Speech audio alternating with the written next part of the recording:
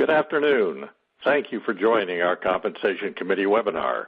I'm Richard Gigline, and I'll be the moderator for our important discussion today on what boards need to know and do about gender pay equity. This is not a new issue. Legislation, and of course debate, on gender pay parity has been going on for decades. But this year in particular, we are seeing renewed focus on the issue, and some of the headlines can be both alarming and misleading. Because the potential fallout for organizations and their boards is real, it's important that directors know how to separate the public dialogue from their company's actual position. Today we are joined by two compensation experts from Pearl Meyer, Beth Florin and Jim Hudner. They will share some background definitions that are critical to understanding gender-based pay issues. They'll also outline some clear steps that boards can take now to get ahead of the curve. Before we get started, Sienna Breen with NACD's education team will take us through a few brief housekeeping items. Sienna? Thank you, Richard. Audience, I have a few reminders for you today before we get started. First, if you encounter any issues with your webinar console during today's program, such as the slides freeze or the audio cuts out or anything like that, please refresh your browser and this should solve the problem without affecting the record of your attendance. On the right-hand side of your webinar console, you should see several boxes. At the top, you can submit a question to be answered by our speakers during the program, time permitting. Please note that if you submit a question, you will be opted in to receive future executive compensation thought leadership from Pearl Meyer. In the middle, you can tweet live with us using @NACD and @Pearl Meyer. And at the bottom, you can download a copy of today's slide deck and access additional resources. You will automatically receive one NACD skill-specific credit for your participation in this live webinar of at least 30 minutes. Credit may be applied to NACD fellowship programs, and you can contact fellowship@nacdonline.org for more details. Again, this is for the live program only. Just as a reminder, a recording of this webinar, a copy of the slide deck, and links to the provided additional resources will be available early next week at nacdonline.org and at pearlmeyer.com. We will also send a follow-up email within the next few days containing all of this information. Finally, we will have a few anonymous evaluation questions at the very end of the program, and we would appreciate your feedback, so please stick around at the end of the webcast to answer those questions. And now I'm going to turn it back over to Jim to get us started. Thanks very much, Sienna. Today we'll address why we believe it's important for boards to be discussing gender pay issues. While, as Richard mentioned, this is clearly not new, there's a great deal more attention on it today.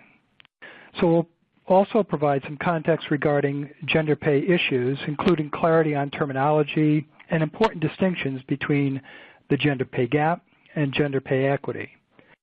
Finally, we'll conclude with our thoughts on what organizations should be doing to address potential gender-based pay issues within their organizations. Before we launch into our presentation, let's start with a question that will help us all understand how boards may be dealing with this issue. The question being, has your board or boards discussed the topic of gender pay gap or gender pay equity in a meaningful way? Possible responses would include yes, and we've taken action. Yes, we've discussed in depth, but we haven't yet taken action. Yes, we've discussed, but really only to a limited extent. Or no, and maybe this is just an issue that simply hasn't been discussed at this particular point in time. Given that the visibility of this issue has grown only recently, it will be very interesting to see to what extent it has found its way into the boardroom. Okay, so if we take a look at our responses, interestingly, we've got close to 40% that indicate that this has not been an issue that has been discussed, and then we're kind of run among the balance of the responses. So basically 60% that have dealt with it in some way or another.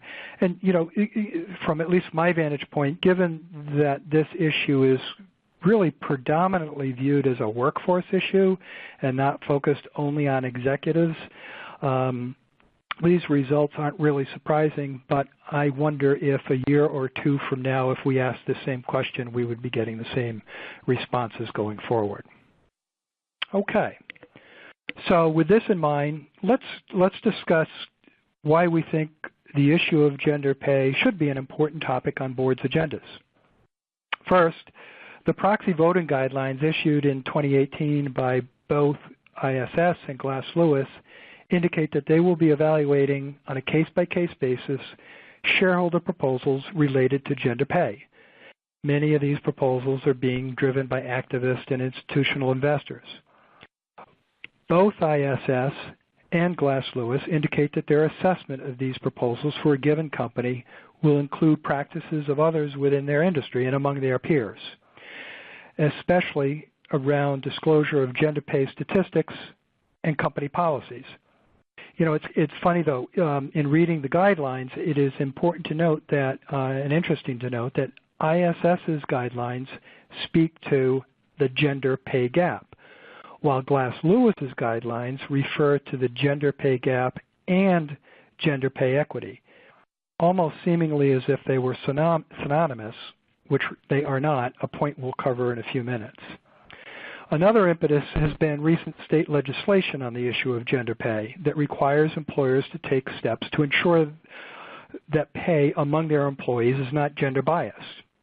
And in April, UK employers with over 250 employees were required to disclose median pay and median bonuses for their male and female populations, which overall served to reinforce the existence of a gender-based pay gap and created some PR issues among UK employers. And the results basically out of that at a high level indicated that about 80% of UK companies were paying men more than women, and that the gender pay gap was reported at about being roughly 18%.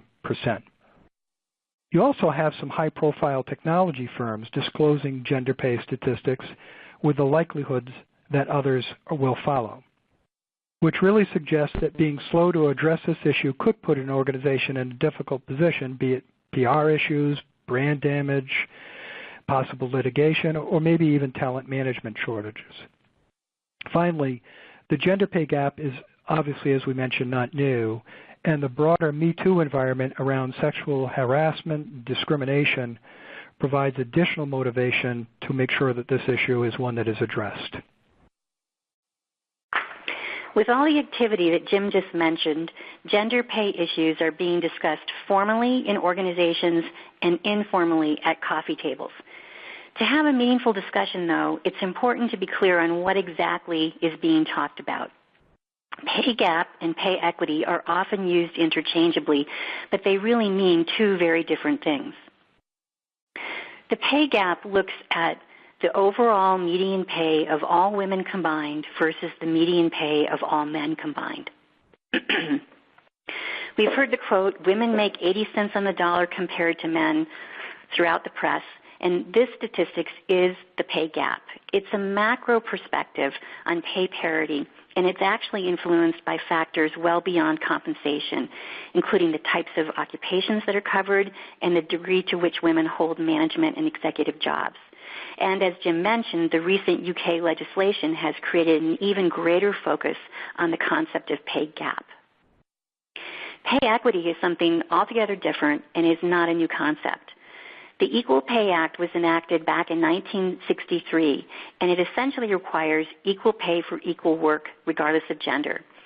So male engineers should be paid comparable or equally to female engineers, accountants, and so on. Interestingly, differences are allowable based on a seniority system or a merit system and, quote, any other factor other than sex. So the focus of equal pay for equal work is really looking at a particular job or occupation, ensuring there's no gender bias.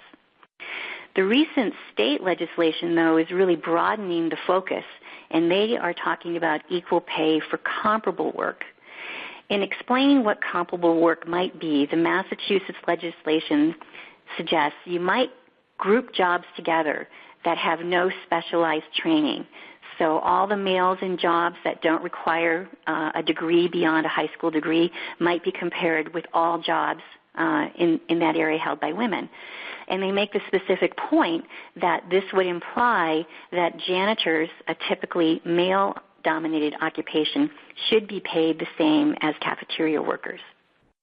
As I think we've been mentioning, the press is all over pay equity, and they regularly confuse the terms pay gap and pay equity. And their incorrect use of these two terms, we believe, perpetuates misunderstanding about these important issues. So while many of the headlines that we have on this page talk about pay gap, what the content of the article actually focuses on is pay equity. A couple of examples. Salesforce is focused on erasing the gender pay gap. Sounds great in Fortune magazine, but really what they're doing is a pay equity assessment focusing on equal pay for equal work. They did complete this assessment, and they addressed any of the inequities that they found. They also noted that the inequities that they found were more attributable to newly acquired entities that were not paying the same as the parent firm. It wasn't systemic issues within the firm related to gender. The Amazon headlines gathered a lot of attention as well. They say there's no gender or ethnic pay gap at all in its ranks. However, if you read into the article and you look at what Amazon has actually completed, again, they did a pay equity assessment that was focused on equal pay for equal work. And their quote was that they found women's compensation was 99.9% of men's in equivalent jobs. This was, again, misinterpreted by the press at the time as having closed the pay gap. So we've spent a lot of time, saying pay gap versus pay equity, they're different things. Does it really matter all that much, which one I look at or why I look at it? From our perspective, it matters a lot. The chart on this page is from a recent pay scale report on the state of gender pay gap in 2018.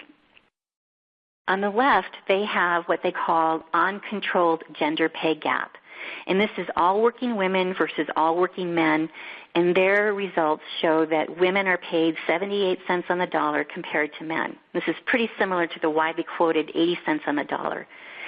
We think most companies that calculate their own pay gap will find it's probably in the range of 75 to 85 cents. The controlled pay gap is what we would term more of a pay equity assessment. So in this study, they're looking at men and women performing similar jobs. And when they look through this lens, the pay gap is very slight. Women are at 98 cents on the dollar compared to men. In our experience, if you also take into account an individual's experience and performance, you'll often find that there is no statistically significant difference in pay by gender. These two measures are both important, but they answer different questions, and they will almost always vary quite substantially within a firm. So now that we've tried to explain the differences between the gender pay gap and gender pay equity, let's address the root causes of the gender pay gap.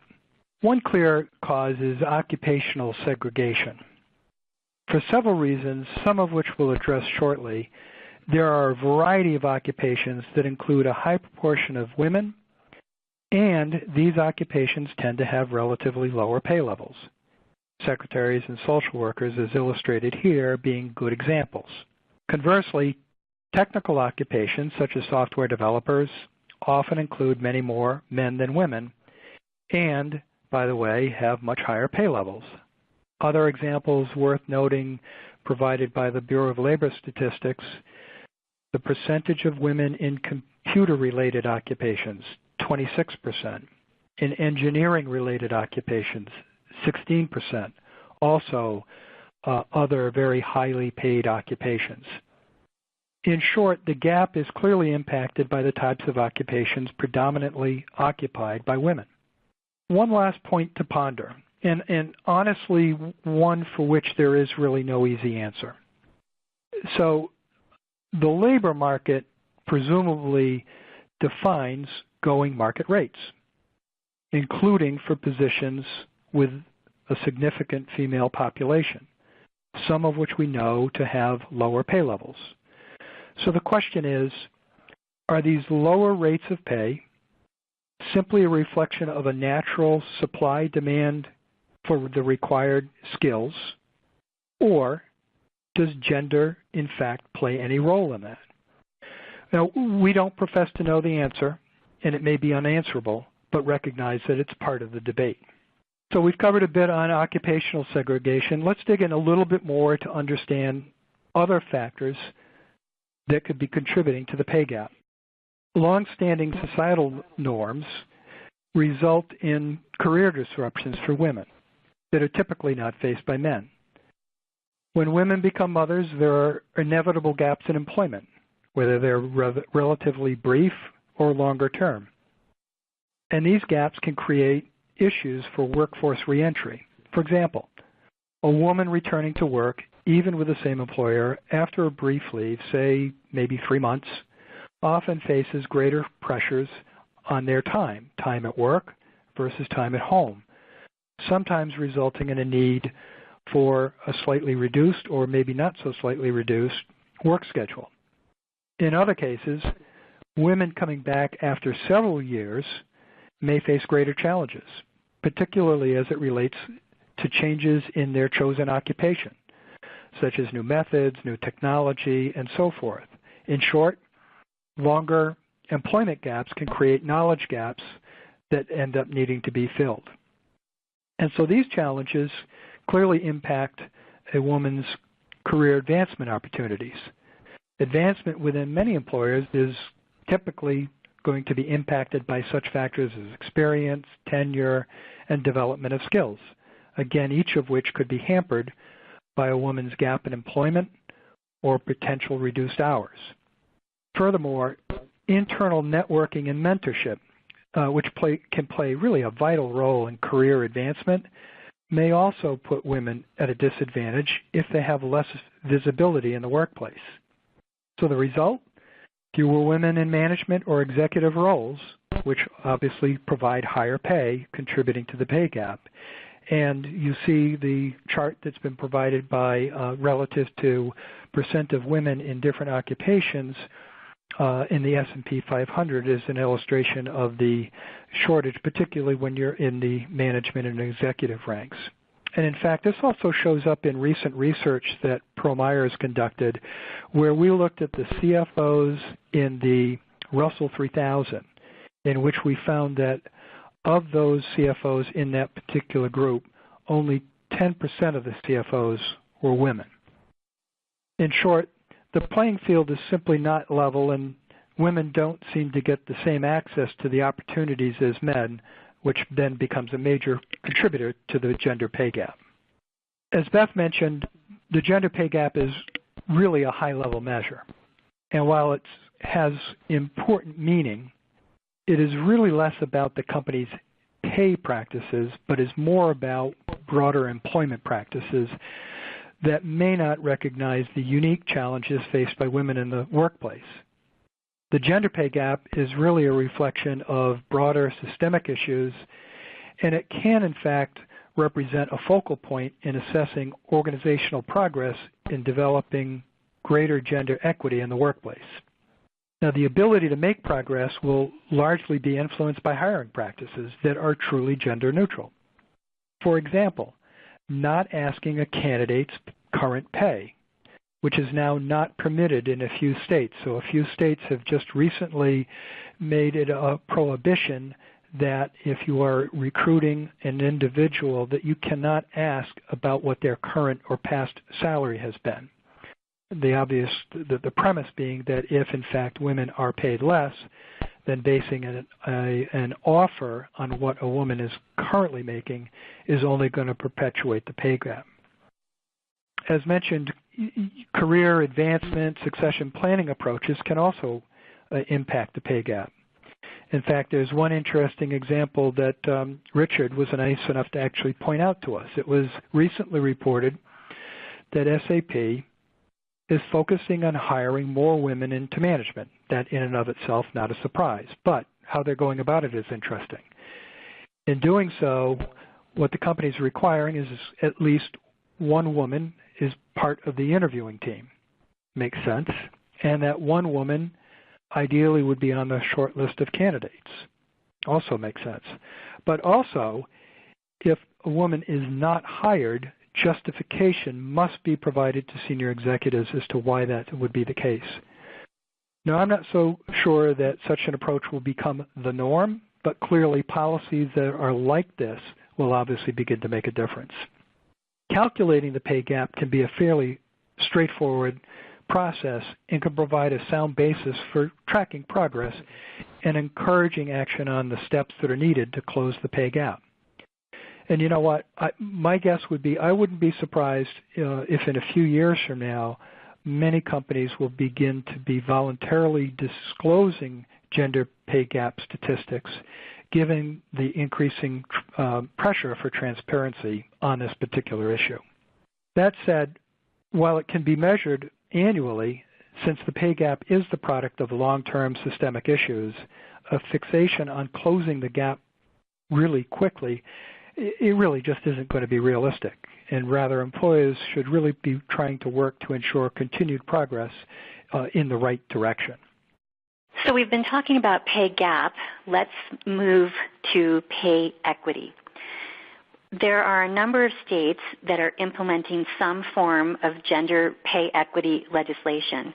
However, Massachusetts, New Jersey, and California have recently enacted some of the most sweeping legislation, and they have created most of the recent concern regarding pay equity compliance. After having read the Massachusetts Pay Equity Act and its accompanying 30-page interpretation guidance, most professionals, and me included at the start, are still a bit uncertain about what to do. How to define comparable work is often the very first question that we're asked when we talk to HR professionals, and the interpretation guidance that's provided does not actually provide a very clear answer. The legislation also states that you can pay differently based on education, training, or experience that's reasonably related to the job. But most HR teams are left at a loss as to how do you actually take into account all these factors at once to determine whether there is a gender pay equity issue. The press also continues to fuel discussion on this topic, and not surprisingly, organizations are starting to get questions from their employees. We recently completed an on-point survey, and we found that 62% of organizations are already or expecting to be fielding questions from their employees. And most of them are already in the process of preparing a more formalized response to share with their employees. So how do you actually complete a pay equity audit that incorporates all the factors that might influence pay?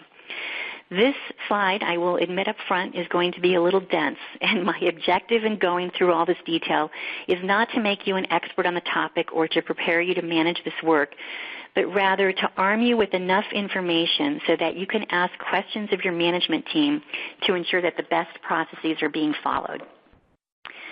First of all, yes, you do want to engage with legal counsel to ensure that all the working materials are covered by attorney-client privilege. Second, your human resource team will be tasked with developing an in-depth database of information covering both employee demographics and position demographics. On the employee side, we want to collect information on what we think influences pay levels, performance ratings, tenure with the firm, time and position, total years of work experience, and even geographic location. On the position side, we identify comparability by collecting information on each position's level of supervisory responsibility, educational requirements, and degree of autonomy in decision-making. The third and perhaps most important step is to complete the statistical analysis to determine whether you have any pay inequities. This analysis is typically a multiple regression, where you're looking to identify which specific factors of all the ones that you collected actually play a statistically significant role in predicting compensation. If we do have any statisticians on the call, we strongly recommend completing this analysis in a statistical software package versus Excel so that you can follow a stepwise regression approach to selecting the variables to enter into the analysis. And yes, I do realize that was significant geek talk, and I hope I didn't put too many of you asleep. Finally, when you're doing a pay equity audit, it's really important to avoid taking shortcuts. It's pretty easy to make some broad groupings of jobs. For example, let's take all the jobs that don't require a bachelor's degree and simply calculate the pay gap between men and women in those groups of jobs. But that is likely to give you misleading results, and it certainly doesn't account for differences in experience and performance, which are valid reasons for paying two employees differently. So we've given you quite a bit of information about the differences between pay gap and pay equity and how the two measures provide you with different insights.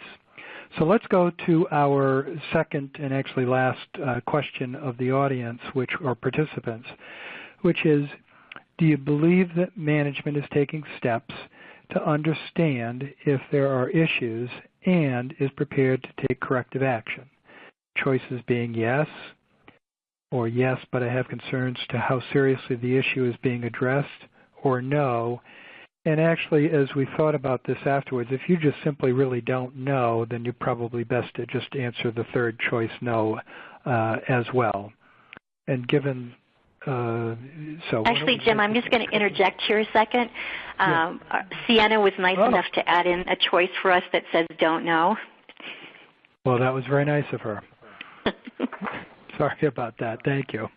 And, as you're answering this, we suspect that there may be some variance in the opinions relative to this, and here we are. Well, actually, this is so over 40% are believing that that there are steps that are being taken, and then obviously by definition, assuming that it's in an appropriate direction, and only 20% don't believe that there are steps being actioned. So I'll be honest. I think coming into this session, I wasn't sure that we'd see that many yeses. I think that's actually a bit positive, since this is still a relatively new issue that's kind of crossed the radar of many organizations, at least within the states. So what can you be doing now? First, and probably most obvious, if you haven't already heard of your organization's plan for looking at pay equity, ask for it.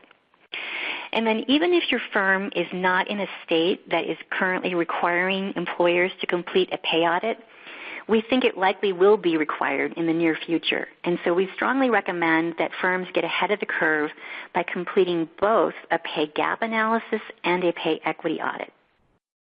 The pay equity audit is likely to identify some potential individual cases of inequity, even if gender does not play an overall statistically significant role in predicting compensation. So in a number of studies that we've completed for our clients, from a statistical perspective, gender does not play a role. But when we look at individual cases, we can find a few individuals, both male and female, by the way, who, given their supervisory responsibility and their education and experience and performance, appear to be paid below where they should be paid compared to their peers. Any of these situations that are identified should be remedied immediately. The pay gap will give you an indication of how your organization compares to the overall workforce numbers we've been discussing today, published by BLS and other sources, the 80 cents on the dollar gap that's widely discussed. As Jim mentioned earlier, to work towards reducing the pay gap, organizations really need to look beyond compensation and focus on broader employment practices around career development and succession planning.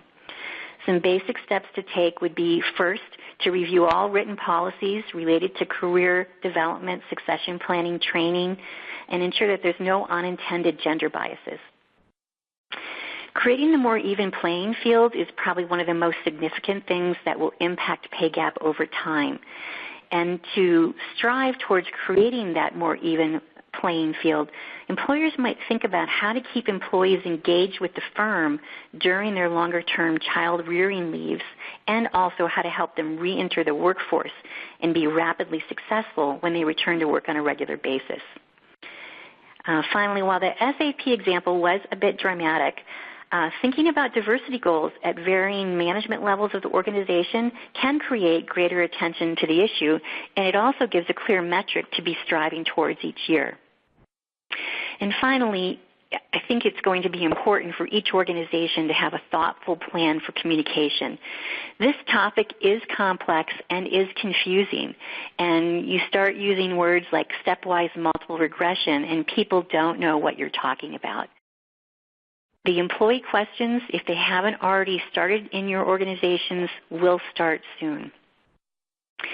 When we think about the communication strategy around pay equity, we think that the focus is really on education, and the communication should focus on three major themes.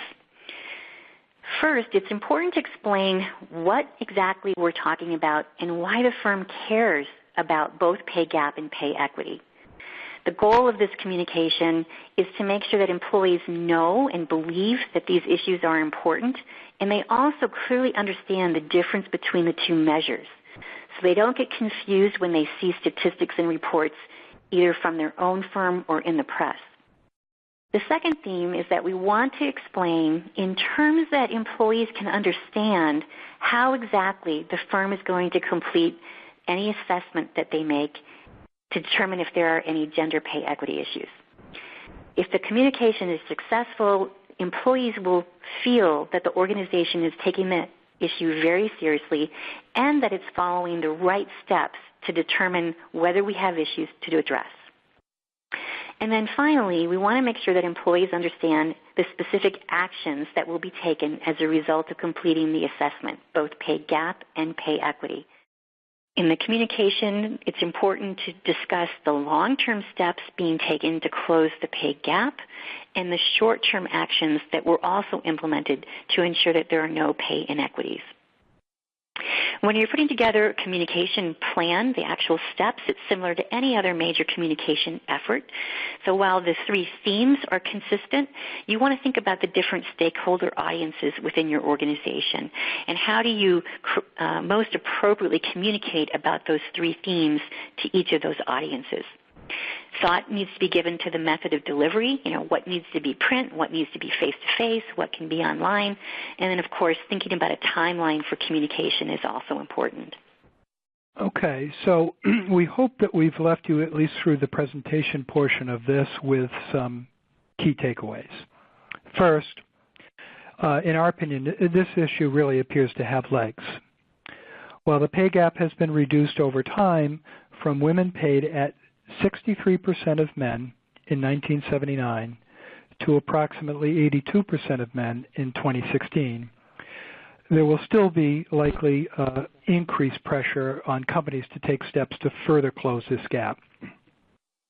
Second, it's important to make the distinction between gender pay equity and the gender pay gap, and that recent state laws and the likely new state laws will focus on pay equity, as Beth mentioned, more along the lines of equal pay for comparable work, which, while somewhat complex, can likely be addressed in a shorter term.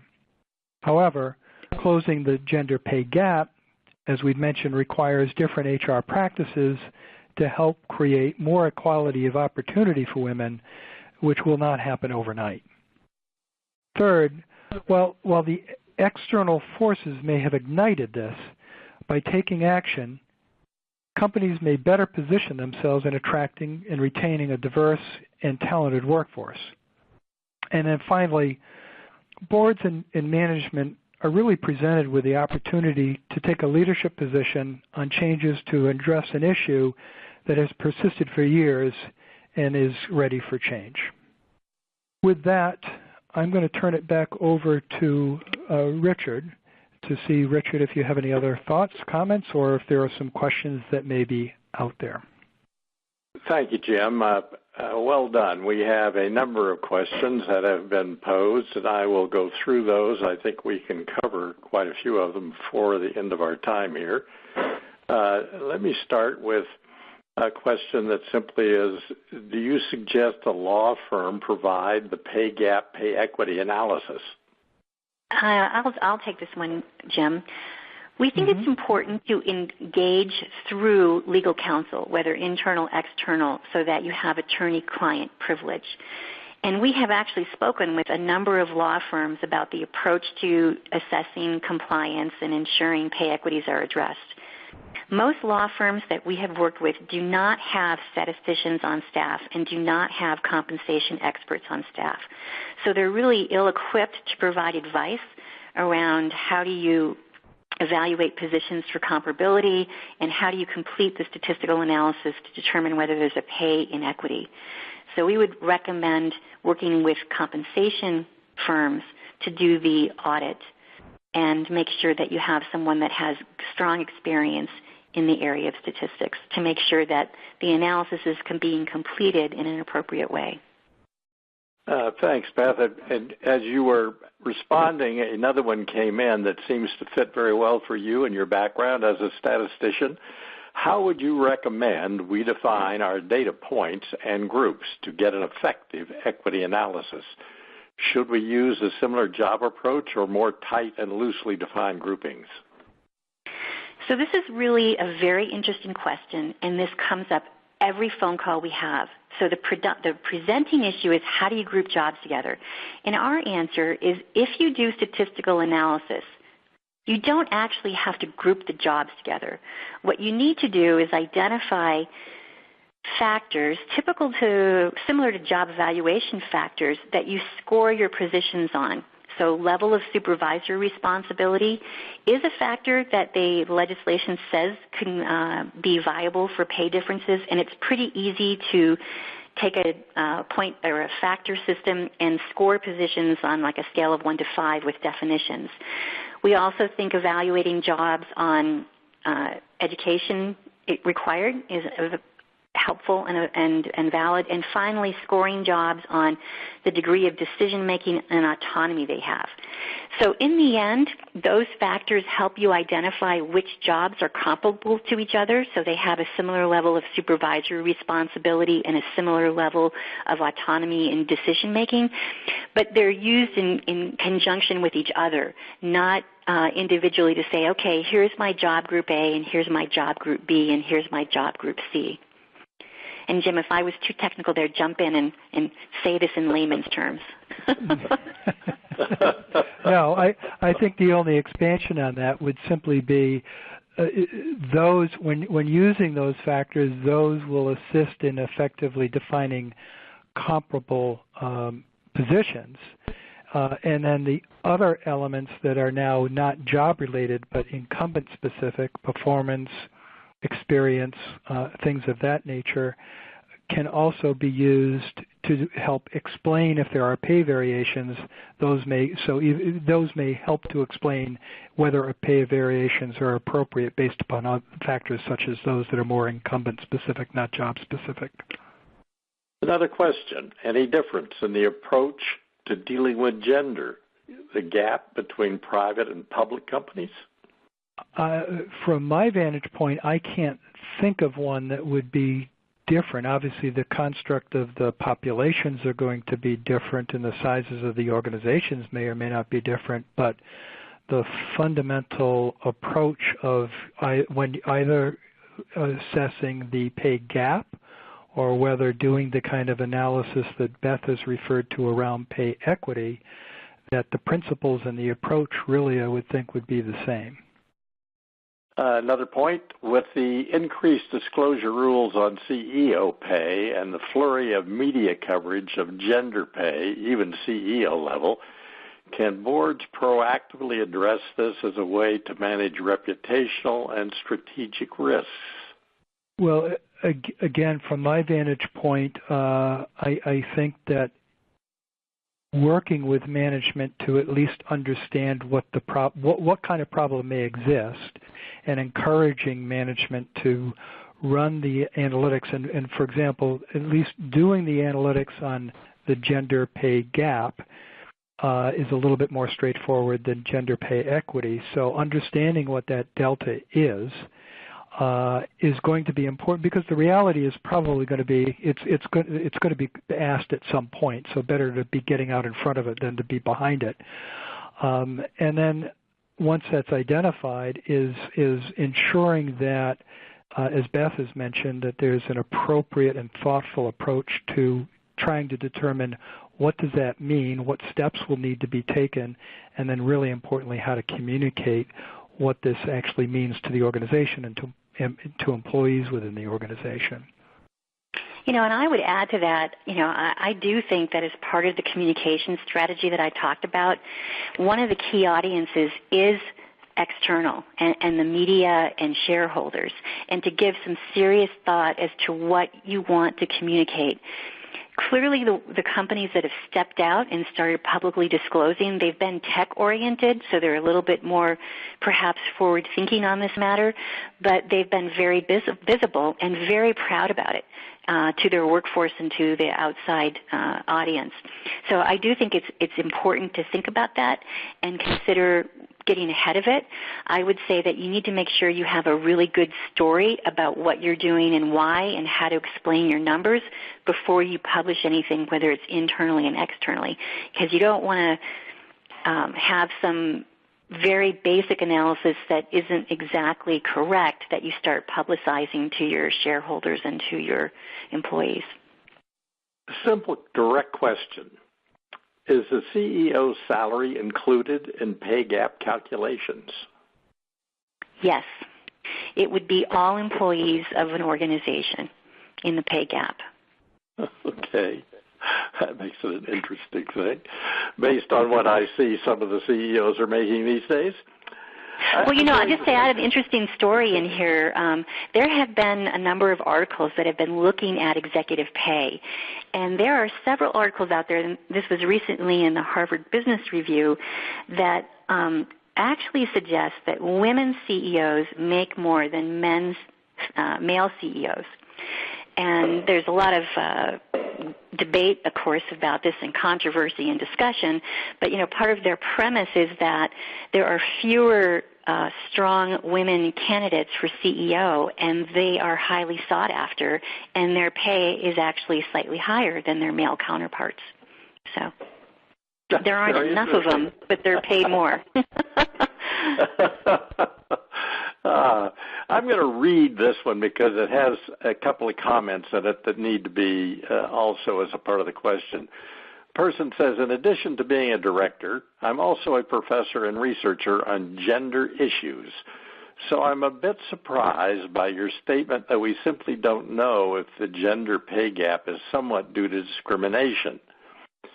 While research can only show correlation, not cause, there's a huge body of work that strongly suggests that discrimination does play a role. Can you clarify on this? Well, I think it depends what kind of discrimination you're talking about. I mean, clearly when we look at pay gap, we see that there are greater proportion of women in some lower paid occupations, and that contributes greatly to the pay gap. I think what Jim was trying to say is this, an absolute pay discrimination. Well, we don't allow men in those jobs. Or vice versa, when you look at software developers, which tend to be male-oriented and are paid more. Is that because we're saying women can't be in that job? I think we're not so sure on that. There are lots of efforts to get more women, at the high school level and the college level into STEM occupations. So there's a whole body of societal efforts that are trying to influence this pay gap. And then finally, when you look at the percent of women in different management levels, you see fewer women the closer you get to the top. Is that direct discrimination? I don't know. I don't know if people who are hiring CFOs or CEOs are saying, no, I don't want a woman for this, or if we have to get women through the workforce to get to those roles and it will close over time. I don't think the gap is going to close, though, unless organizations take active measures to ensure that there's no discrimination when hiring at management levels and when promoting into management levels. Jim, I don't know if you want to add anything. No, I think you know what? Yeah, go ahead. No, and I was going to say on the pay equity side, when we use multiple regression modeling, you're looking at jobs that you are saying have certain characteristics, and we've talked about level of supervisory responsibility and autonomy decision-making, and you're looking at incumbent characteristics that you're allowed to consider, things like job tenure and performance. And statistically, we're finding that gender doesn't make a difference in predicting pay levels using those factors. And having worked inside organizations and done broad-based employee for 30 years almost, and helping organizations put their pay plans in place, there's a huge amount of effort put in place to define jobs, assign them to grades, develop promotion policies and merit matrices and performance review systems, and all of those. There's a huge focus on making sure that they're gender neutral and racially neutral. So I'm not, I don't think the days of, well, we can pay that person, 80 cents on the dollar because it's a woman. I don't think that's what's happening. I think that the pay gap is much more systemic and much more related to occupations and getting women into management. A question that you also alluded to a little bit in your response, Beth. I know the focus of this presentation is about gender, but what about race? Should boards also take a proactive look at race when doing pay equity analysis? I would say yes. And in fact, the companies that we noted that had started disclosing statistics, they also were disclosing statistics based on race and gender. So yes, I would advise, if you're taking that step, that you consider doing both. And just quickly, as states come forward with new legislation, one of the more recent ones was New Jersey, and actually New Jersey does identify that it's not just relative to gender, it's also relative to protected classes as well. So there are compliance issues that you need to be aware of on that front. Interesting question. How do you recommend that a company operating in multiple countries approaches this issue? Laws vary and markets for employees vary, but employees will be aware of U.S.-only approach. So should the company be making this analysis globally? It's very hard to do a global analysis because even though you can convert all information to a single currency, you're not taking into account differences in the economies and the labor markets in each country. So we typically do not advise creating a global pay gap number or completing the global pay equity assessment. However, with our clients, we have grouped together, U.S. data, and then we've grouped together different economies in the non-U.S. arena, and we've worked with them to do gender pay gap assessment and gender pay equity assessment.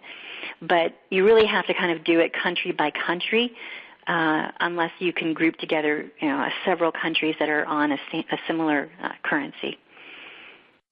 Does tenure make any difference in this whole analysis process, or should it simply be ignored? That's another good question, and there is some basis for considering to ignore it. And the basis would be that to the extent tenure is adjusted for women who take time out of the workforce, is it fair to be using that adjusted tenure? And there is some in the legislation when they talk about you're allowed to pay differently if your company has a seniority system. They say you can't, though, penalize people for time away from the job. So kind of interesting to think about not looking at tenure. And but on the other hand, total workforce experience is actually really valid and does play a role in people's pay. Tenure doesn't always get at that figure. And in fact, when we've done multiple regression for our clients in the studies that we've completed, while we've thrown tenure into the equation, it actually hasn't come out as statistically significant. There are other variables that play a more important factor, time in job being more relevant, and performance. So you could exclude it if you were worried about it. Another interesting question. What are your thoughts on sharing specifics about compensation for team members? Jim, I'll let you take this one. I'm sorry, could you read that one more time, Richard? What are your thoughts on sharing specifics about compensation for team members? I'll give you an example. A company I was with a number of years ago used to give everybody the whole lineup of job grades and rates and so on. And so you knew what their job grade was, and here's what their range was. Now, you didn't know specifically what somebody made, but you knew if they were in that job grade, this is where they were going to be.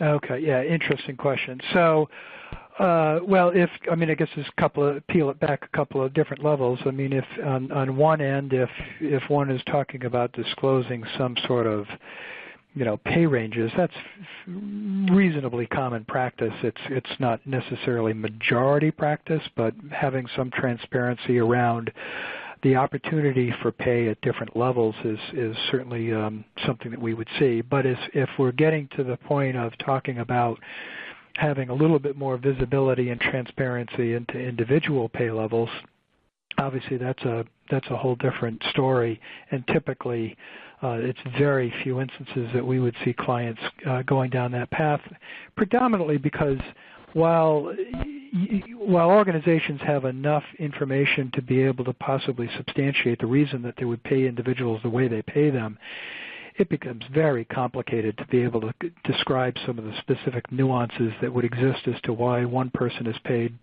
one level and somebody else, maybe say in a comparable job, is paid a slightly different level. So and the pressure that would put on managers to be able to kind of defend some of those differences I would see as being a bit difficult. Now, we maybe, if we're on this call 10 years from now, with the way the environment is moving, maybe we'll be in a completely different environment, but it would seem to be a challenge to do in the short term. Yeah, my experience, I agree with what you said, Jim, but my experience having run a number of different organizations over a lot of years is there are very seldom any secrets about what each individual is getting paid within a particular group or category. They seem to always, one way or the other, find out. And yet I agree with, coming out just publicly and having everybody's salary and compensation put out there, I think is a pretty tough deal. But it's still an issue because people do know. Oh, yeah, and actually I'm glad you said that because there's at least one state, it might be more than one, that actually in their pay equity legislation has also specified that a company cannot prohibit individuals with speaking with others about their pay. So a recognition, to your point, that there are increasingly conversations among individuals about what they're paid, and that it was expressly in at least one state's legislation that the company cannot prohibit that action at all. If we had our communication expert on the line, I know what she would be saying. She would be saying it's very important to make sure that your workforce understands your pay programs. How do you set up your pay guidelines? Who do you benchmark against? What are the values of your pay system? How do you progress through the pay system? And that is important so that people understand the context for their individual pay. When employee A says I make $20,000 and employee B says I make $40,000, they think there's a huge problem. But if they understand the pay system and how it works and how jobs are evaluated, they're more likely to understand why two individuals might be paid differently from each other. It's an excellent point, Beth. I think that many times the problem really comes up because they don't understand the process or the system. And so then they think things are really unfair. Mm-hmm. Another comment, another question. What do you think of companies like Nike who publicly announce pay raises for employees based on pay equity issues? Well, at least from my vantage point, is that's good press for Nike, but to Beth's point is not really. Sometimes you have to dig a little bit further under it to understand exactly what it is that they've done. If in some of these instances have been reported in the press that the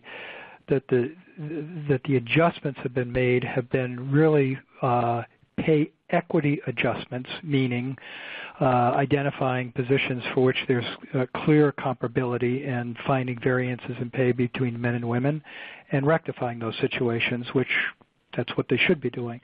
And I would add the article about Nike, the Nike wasn't around gender. They gave employees, both men and women, pay adjustments to ensure equal and competitive compensation. So this was around looking at internal equity, but it was also looking at external equity, how pay was comparing to the external market, and they gave adjustments. So while this might have fallen under the umbrella in the press of, oh, they've addressed gender pay equity, that really wasn't what they did. It was an overall organizational competitive analysis and equity assessment where they made some adjustments to both men and women. A question along the same subject. Can you give an example of specific communication tools that can be used to address the gender pay issue with employees? We do have specific examples of reports that we have either participated in developing or seen. And, I think some of the elements in those documents that I would emphasize is that they're transparent, like they show the real numbers, right? They show the actual pay gap. They're not trying to, just talk about it. There's a big chart with the big number and they talk about it. But they couple that with a more in-depth description around why they think there's a pay gap and the steps that they're going to take to close it over time. And those things really do focus around getting, in a lot of cases, getting more women into management. A lot of the communication has talked about that because in their own organizations, that's one of the leading causes of their pay gap. And so they want their employees to really understand what they've done, where they're going, how they'll know that they've done a good job. Jim, anything you would add? No, I think that's it. Jim, you referenced a study that was done by, or some work that's done by SAP and German software giant, as you all probably know, with some 90-plus thousand employees. One of the things that they're doing, trying to get this gender issue more balanced, is they literally require that their interviewing panel or people who are in the interviewing process that there be at least one woman on that panel, and that if they do in fact select a man for a given position, that they are required to give a modest, not a major, but a modest justification for picking a man over a woman. I think that's an interesting concept, especially for a company as large as that. Any comments? Well, it certainly is something we haven't run across that in other situations, but it's certainly the kind of activity that is going to be needed, at least in that realm, to be able to make some of the changes to deal with the gap in a manner that's going to actually make some differences. So while a little bit further out there, I applaud them for making that kind of effort. I agree. So what should management do if a company is criticized by an outside watchdog about all of this gender equity, pay gap? I think I'd want to know on what basis are they being criticized and really explore, what are they looking at, what facts do they have, and then re-educating them around, what is the truth in an organization about pay gap and pay equity and what's being done. Is this a topic, in the breadth of this topic, is this a topic that should be handled in a lot of definition by the audit committee, or is it really something that goes directly to the board or the comp committee or all three? Great question. Since it's a relatively new, given the nature of what it is, I would think that the best place to start would be with the compensation committee. I mean, the purview that they have is over. Oftentimes, the compensation committee not only has purview over compensation, but it's also sometimes extending over to such things as succession planning and more HR in general. And by our conversation, this is beyond just compensation. So I think at least a good starting point would be the purview of the compensation committee. Thanks very much, and we'll now turn the program back to Sienna Breen.